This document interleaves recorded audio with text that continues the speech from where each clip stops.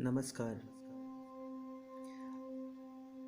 आप सबका बहुत बहुत स्वागत है।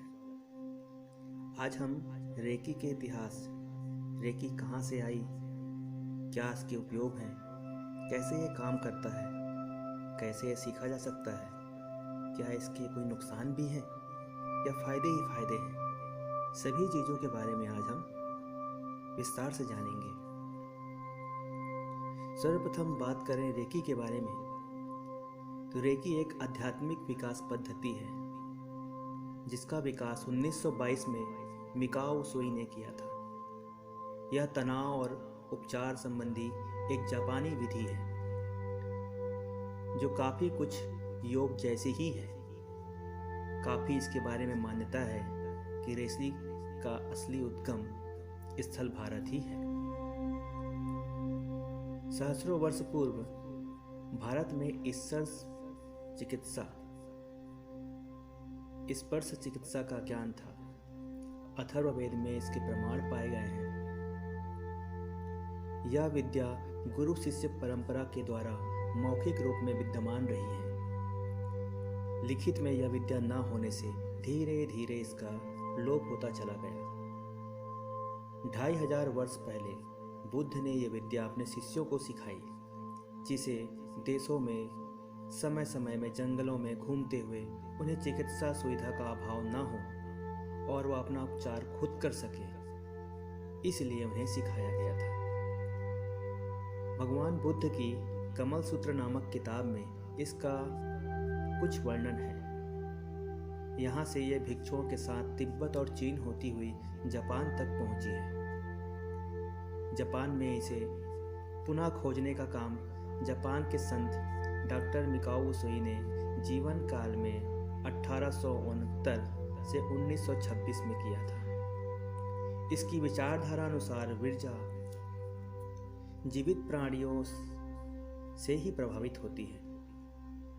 रेकी के विशेषज्ञों का मानना है अदृश्य ऊर्जा को जीवन ऊर्जा या की कहा जाता है और यह जीवन की प्राण शक्ति होती है। विशेषज्ञ कहते हैं कि की हमारे आसपास ही है और उसे मस्तिष्क द्वारा ग्रहण किया जा सकता है। रेकी शब्द में रे का अर्थ वैश्विक अर्थात सर्वव्यापी है। विभिन्न लोगों द्वारा किए गए शोध के अनुसार यह निष्कर्ष निकला है कि विधि को आध्यात्मिक चेतन अवस्था या अलौकिक ज्ञान भी कहा जा सकता है।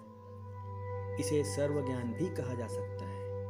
इसके द्वारा सभी समस्याओं की जड़ में जाकर उसका उपचार खोजा जाता है और बहुत तरह के औषधि के तौर पर भी रेकी को बहुत पसंद किया जाता है। रेकी में मान्यता है कि जब कोई प्राणित है कि उसके इर्द गिर्द बनी रहती है, जबकि उसे छोड़ जाती है अर्थात उसकी प्राणों की मृत्यु होती है, विचार भाव आध्यात्मिक जीवन भी की के माध्यम से उपजते हैं। रेकी एक साधारण विधि है, लेकिन इसे पारंपरिक तौर पर नहीं सिखाया जा सकता।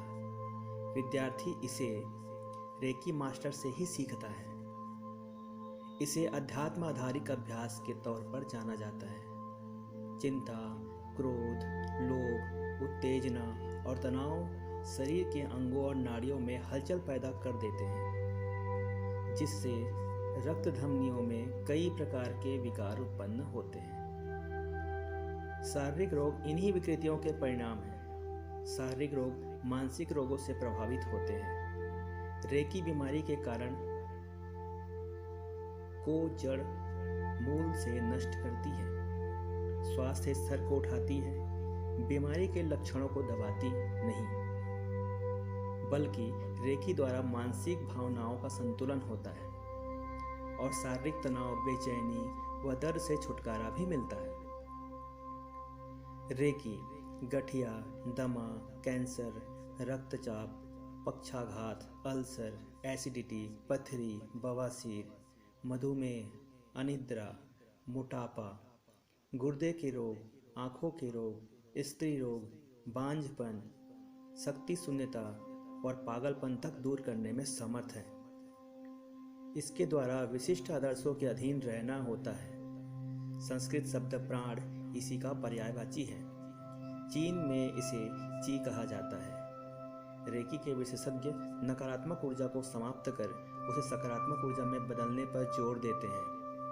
उपचार करते समय रेकी विशेषज्ञ के हाथ गर्म भी हो जाते हैं। रेकी का इस्तेमाल मार्शल आर्ट विशेषज्ञ भी करते हैं। यह विद्या 2 दिन में शिविर में सिखाई जाती है। इसमें लगभग 15 घंटे का समय होता है। इस शिविर में रेकी प्रशिक्षक द्वारा व्यक्ति को अटूनमेंट यानी कि इनिशिएशंस या शक्तिपात प्रदान की जाती है। इससे व्यक्ति के शरीर में स्थित शक्ति केंद्र, जिन्हें चक्र कहते हैं, पूरी तरह गतिमान हो जाते हैं, जिससे उनमें जीवन शक्ति का संचार होने लगता है। रेकी के प्रशिक्षण मास्टर ग्रैंड मास्टर 5 चरणों में देते हैं। पहला प्रथम डिग्री, दूसरा द्वितीय डिग्री, तीसरा तृतीय डिग्री, चौथा करुणा रेकी और 5वां मास्टर रेकी।